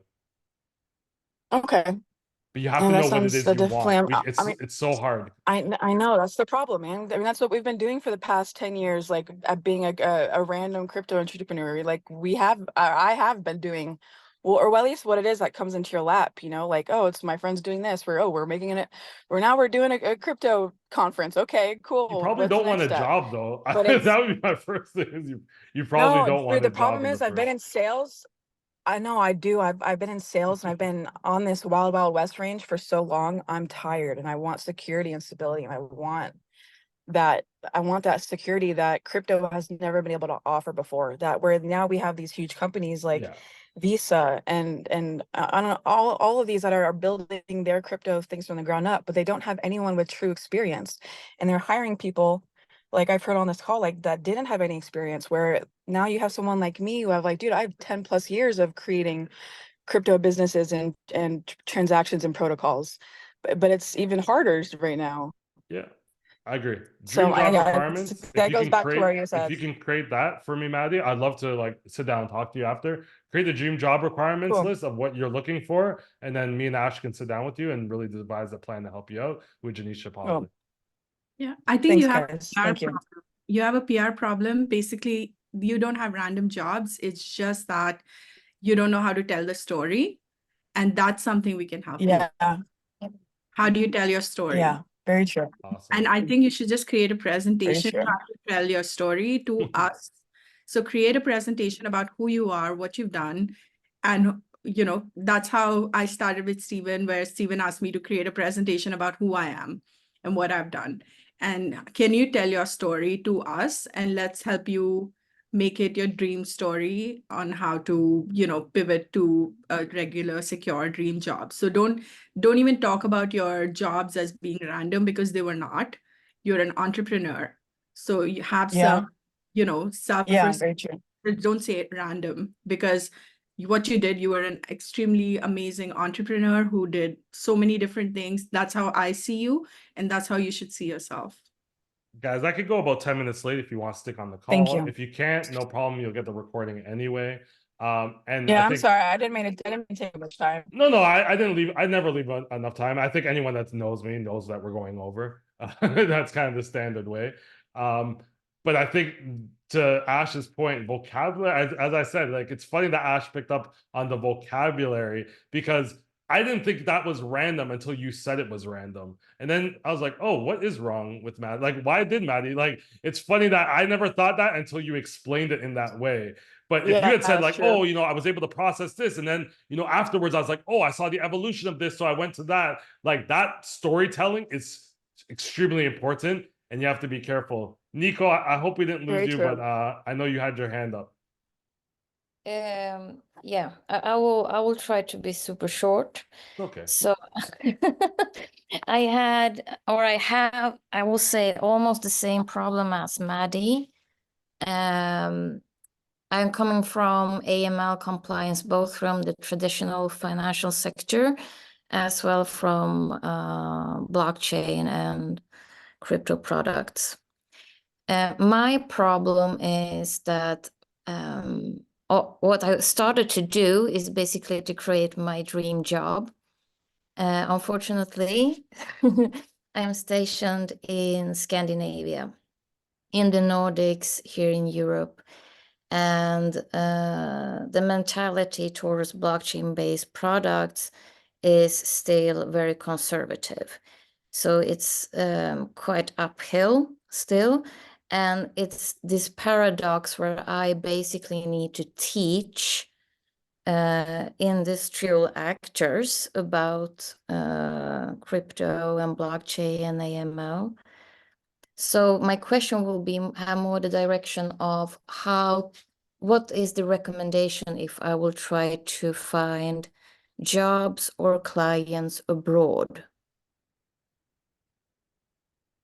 Ash, why don't you answer? You've worked with more international exchanges probably than I Sure. have. First of all, I isn't the founder of Chainalysis Scandinavian, I think. And Groninger, maybe? yeah, so Michael Groninger. And so basically there's a lot of, if you want to get jobs, there's a lot of companies that are basically stationed out of British Virgin Islands or Cayman Islands, and they need people. They need people who are qualified, and they don't mind hiring from outside different parts of the world. Even if you look at Binance, they hire from all over the world. So every major crypto exchange, every major stablecoin provider, anybody, they're all hiring from all over the world. So look at different, some parts, yeah, I would say some of them except US, but it's, there's so many companies out there. So all you have to do is just go on different companies, just target the different companies, narrow down a list of companies that you could work for that are sort of incorporated in BVI, Cayman Islands, other jurisdictions, offshore jurisdictions, narrow them down, look at their careers page, and then start applying. Narrow down different exchanges, start applying. You may not find everything on LinkedIn, but it's open. It's open in their career page. And then language, like you say, you have a problem and you're in Scandinavia. Like I say that as an advantage, and it's funny that Nintendo said except the US. To be quite honest, like you have more ability to get a job with international exchanges than someone that lives in the US. Like perfect. There's nobody in Scandinavia or somebody that doesn't care about crypto. But I guarantee there's 30 of you that are really, really interested about crypto. So find out who those 30 people are. Find out, I would even search someone, you can search by people and Scandinavia and crypto, or crypto, filter by people, filter by Scandinavia, find every person that works in crypto and some that's we're from, born in Scandinavia, and then connect with all those people. I think what people do is they start too broad. I want to work everywhere, or more companies. Focus on that connection. Like I love how Ash knows that Michael Groninger is from Scandinavia. There's so many companies out there. A lot of the people that were initially at Chainalysis were born in like that Nordic. I don't know where Scandinavia is compared to some of those other countries, but January, it's like January, but without the Y. Former Chainalysis people, like Europol has their conference out in The Hague. I don't know how far that is from you, but like there's a huge following in Europe in those like Nordic countries where there's so many people that have worked in there that are building out their own companies, and they know the same struggles that you have, right? Hey, there's no one that we're really interested in. Just to add here, entities that you are name dropping now without actually saying which of those names are actually against hybrid work or remote work. So it's more of what is the recommendation when it comes to find work that you can have remotely? It's about your belief. You believe that those companies are against remote work. I don't believe that. I No, know. Binance is remote, Kraken is remote. Bitfinex is remote. And they prefer people that live in those jurisdictions versus someone that lives in Canada who expects a higher salary. I think it's your belief. And I'm not saying this to like combat you. It's the same people that talk to me from Cyprus. Oh, they don't care about fintech. They don't care about crypto. There's no jobs here. Yeah, that's what you believe. Like, it's like me saying, oh, like Bitfinex wasn't hiring AML professionals. Yeah, until they did. But then, Like, because I had this dialogue with people from some of those entities, and it might be maybe people specific then in that case, right? Yes. belief is Okay. a strong, strong thing. If I came on this call and say none of you will get a job unless you're a black professional that looks like me and sounds like me and lives in Canada, then you would be like, oh, okay, he's Just teaching me give how to get up. into crypto. No chance I have a job. Yeah. It's such a Like- belief thing. And what I've noticed is that when people have strong beliefs, they like to share it with other people. They like to share, like, oh, you can't apply here. Where Ash is just laughing. Like when you say remote jobs, Ash is laughing because she's, you know, Janisha would be laughing too. We've all worked for exchanges that around the world. And what I've found now is those exchanges don't want people from the US. They don't want people from main European countries because they're expensive. They prefer people that are from other places that they can pay an equal rate versus having to overpay for them in those expensive areas. I wouldn't want to live in a place like the UK where the cost of living is expensive and I need a high salary. I would love to live in, like, maybe, I don't know, but Poland, it seems like they don't get paid very much. Cost of living is a lot lower. They're laughing. I train professionals in Africa. Me and Ash both do. In Africa, where their annual salary of $20,000 is like, you know, the average annual salary. We get them working at Binance or Kraken. They're making 4 times what the average salary is. And they could easily say, nobody wants somebody in Africa. Yeah, if you train yourself up properly and you're ready for the opportunities will come. If you go through everything in this list, trust me, you won't be saying, oh, there's no one hiring remotely. All you'll see is remote opportunities because you've narrowed down your list to exactly what you want. I hope that helps. I don't listen to what, like, I just listen. You know, when you hear people say, oh, there's a hiring freeze. If Brian Armstrong lost his job at Coinbase and there was a hiring freeze at your exchange, you don't think they would make an exception to hire Brian Armstrong? So that doesn't mean that there's a hiring freeze. It means there's when people say that, I'm like, yeah, there's a hiring freeze for you. That doesn't apply to me. I'm the exception. I'm Brian Armstrong.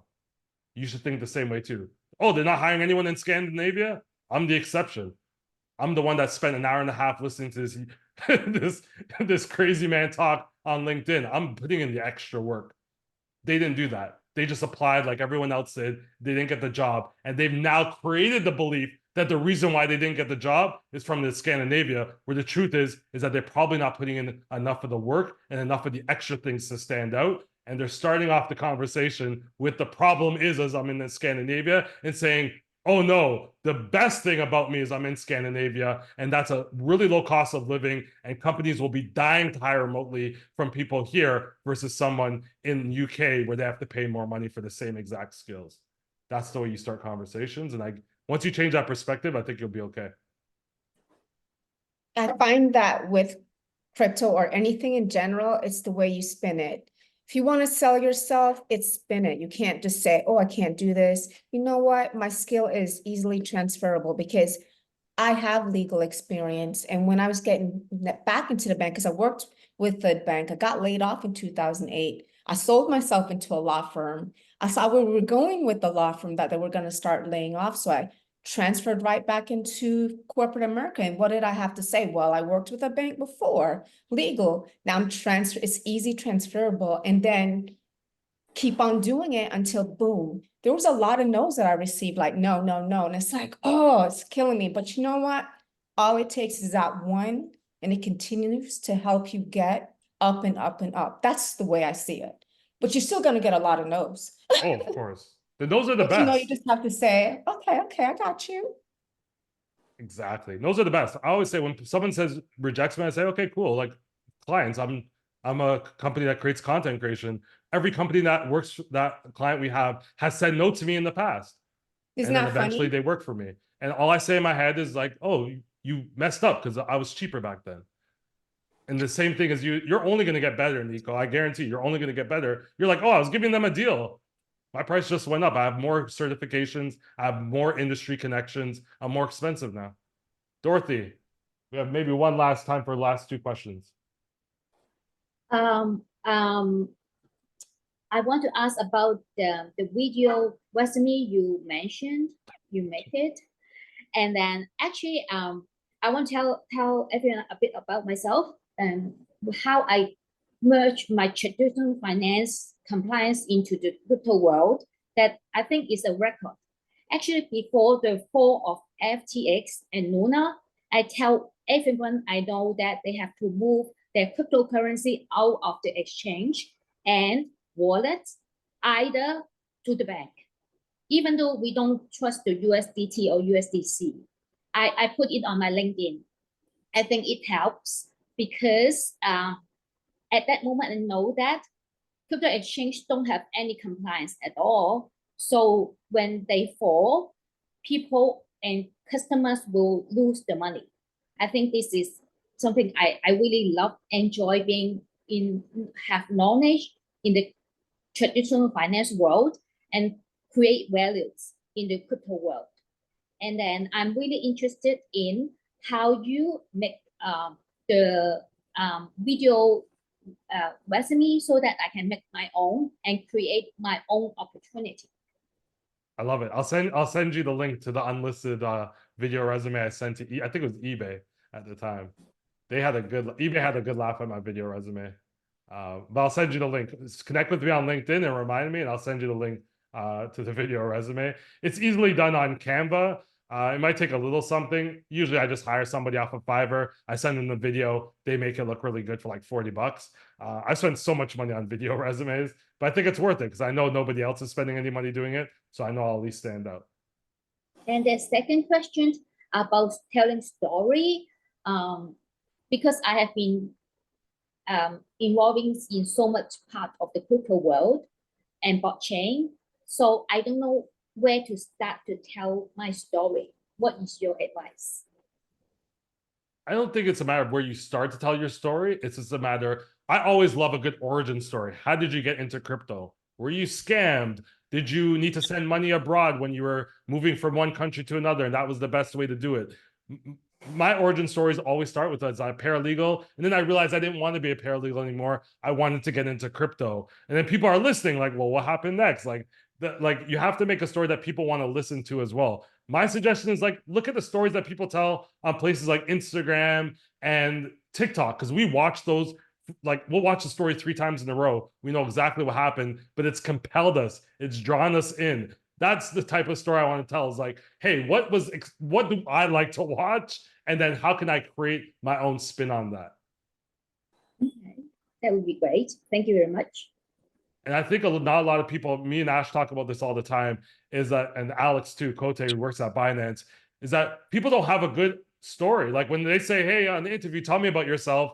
And then you go through 5 and 6 minutes of, I worked here and I did this and I worked here and I did, and it's like, the people have already nodded off by that time.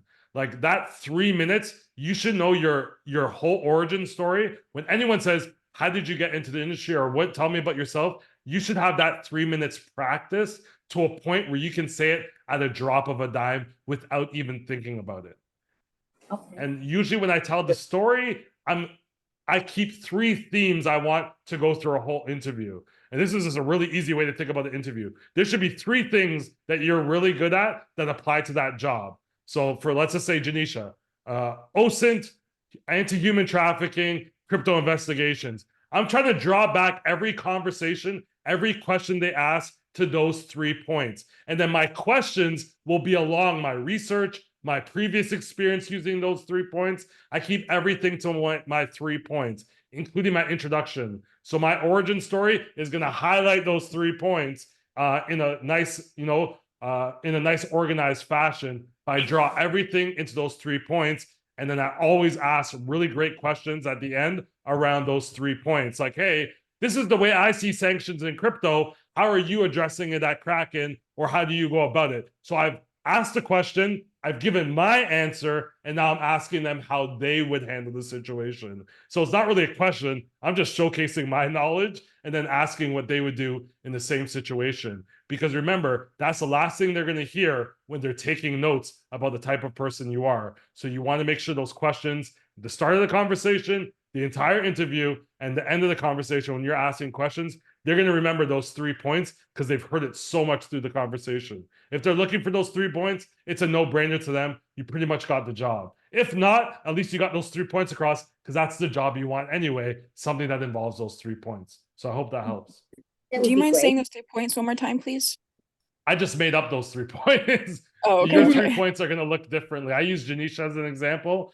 For me, it would be Understood. crypto investigation, content creation, and training. Those are the things I'd like to get across. Those are the things I'm exceptionally well at. Okay, Those so are the things I three can points talk about you, about who without you are even thinking. personally.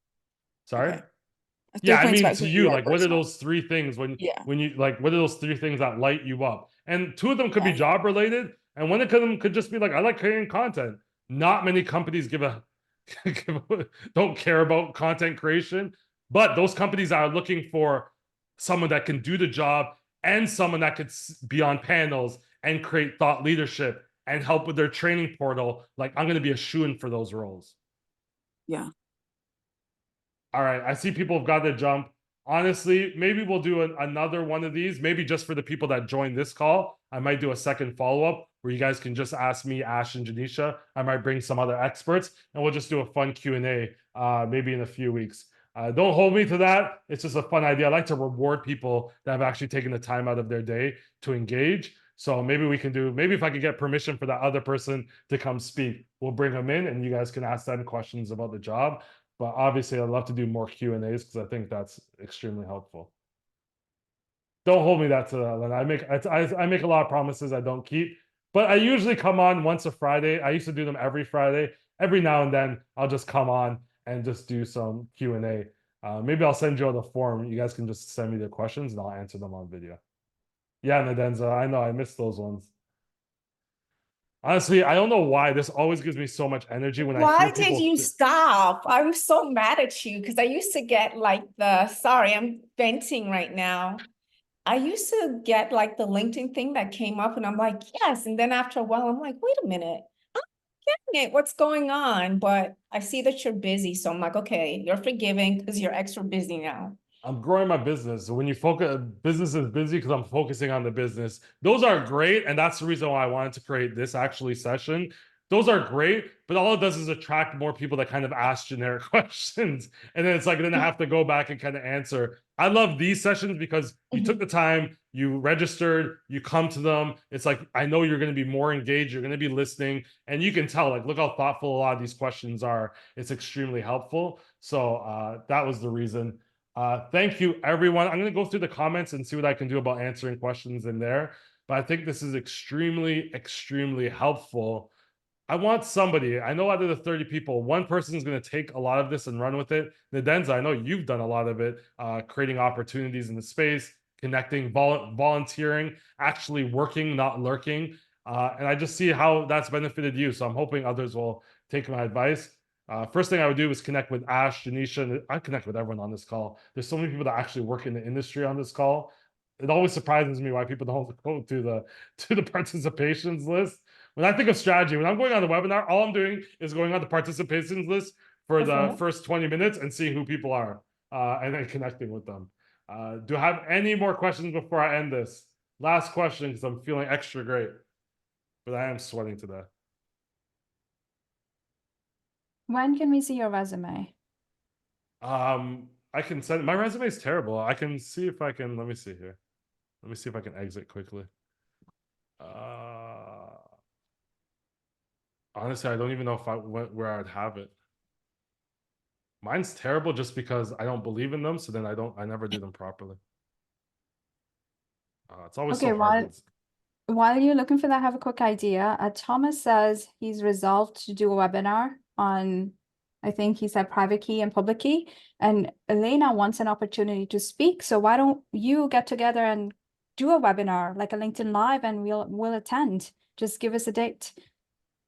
Yeah.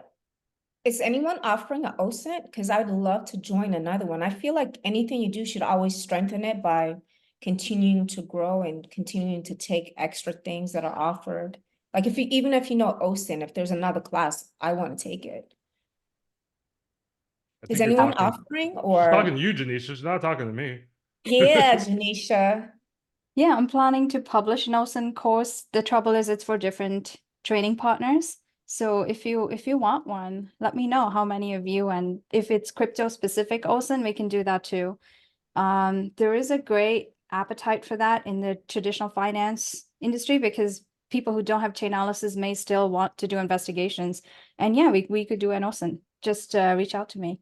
Yeah, I'm gonna reach out to you after. I think it's, yeah, offer money. I think that's the cheapest way to get subject matter experts. Get 4 people together, put together $50, and just offer one person $200, because I guarantee that's what more than they're making doing webinars for like 8, maybe not ACAMs, but you guys see the point. This is my resume. It's actually terrible. I don't know what this was. I think this was for compliance. Yeah, this was for creating podcasts. Or this might have been like, oh no, this is for, yeah, I don't even know what this is for. Most likely the last one was for the job of being a facilitator. So that's why I kept on using the word facilitator. Like I used all the training heavy stuff that I was doing at the top of my resume. Oh. And then it's pretty like basic, to be quite honest. It's not good at all, I don't think. Like, I don't know why I have like a paralegal from like 2014. Like when people put like they're a cashier at like the food general store, it's like nobody cares. But I put all the good stuff in this here. This is where I think that anyone's gonna spend any time, it's gonna be in this first part. At the end of the day, they just want to make sure that you work at the places that you say you work. But I don't think they're reading half of this stuff in here, to be quite honest. So I just pile everything I have up here. But remember, I have a video resume that I would have sent to them anyway. The fun thing about the video resume is that it works such a small percentage of times, but like going back and watching them, there's nothing that you'll laugh at more than yourself 2 years ago trying to apply for a job. I guarantee it's the funnest thing ever. Yeah. All right, you guys are all connected. And yeah, I think have a little fun. I think we like looking for jobs seems to be so stressful. I enjoy it because I'm like, oh, this is where I get to be creative. So I think even when Caitlin, you were talking, I'm like, oh, like one thing I know, if you're coming from the public sector, there's like 4 public sector people that even create content on LinkedIn because they're too scared. I think Steven has that same feeling. You know, you're coming from the public sector, you're a little scared to put yourself out there. So if you can put yourself out there in educational ways, I think you'll be surprised. Like we did a video for Steven at a conference he's at, and everyone loved the video. It's like, oh, people want to see that side of you. They love the educational stuff, but like we all like just seeing people having fun in their own element, passionately talking about what they care about the most. So if you all get a chance to watch or see the stuff that Janisha and Ash are doing, trust me, when you see them in your own element, it's really great.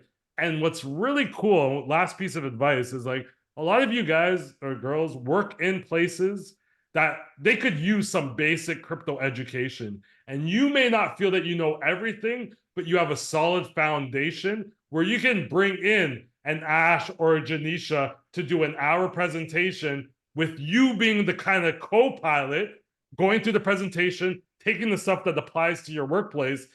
Therefore, you've offered value now to your organization. You're presenting on the education you know. You're connecting with an industry expert that now you've given them an opportunity to speak either they'll speak for free if it's good exposure, or an opportunity to take, like, these are, I think the strategy is something that is gravely discounted. Most people just look for a job, and that limits them to think of all these other opportunities to connect with people and create other opportunities that will eventually land them in the job. Because your boss doesn't care if it's you or me that does the presentation. At the end of the day, they're like, hey, well, how can we benefit from this, from getting the education? So if you go and say, hey, boss, I'm bringing in an OSINT expert. We see that some of our investigations are lacking OSINT a little. Here's someone that can help train. I'm going to work with them to create this presentation. Even if you add in 25%, who cares? Like, it's a learning experience for you as well. So I hope that's helpful for people's, like, think outside of the box of ways you can engage the community, especially that group of 20 people that you want to strategically be sitting elbow to elbow with.